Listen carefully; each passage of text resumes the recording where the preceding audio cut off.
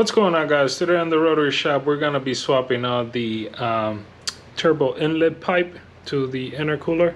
So this pipe right here, it's sticking up way too tall.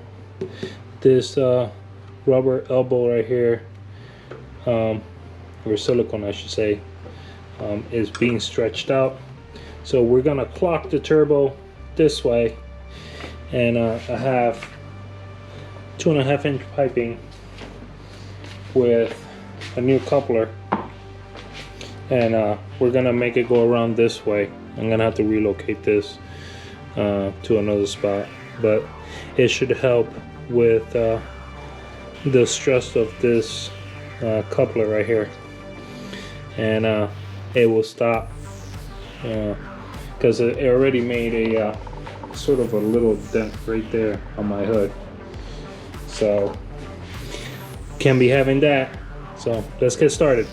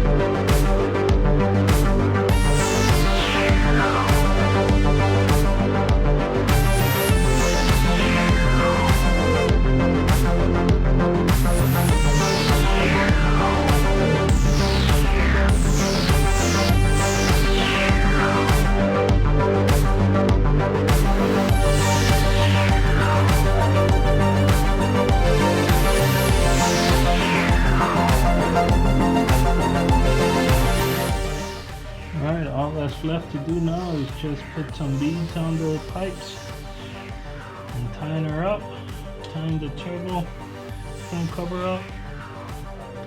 I'm gonna put another line for the catch can and move the catch can somewhere around over here. So I'll show you guys once I'm all done and everything's all together. And that is the finished product.